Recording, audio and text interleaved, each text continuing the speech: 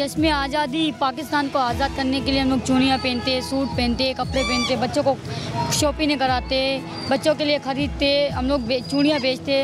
ये 5 साल से हम लोग लगा रहे हैं पाकिस्तान के अंदर।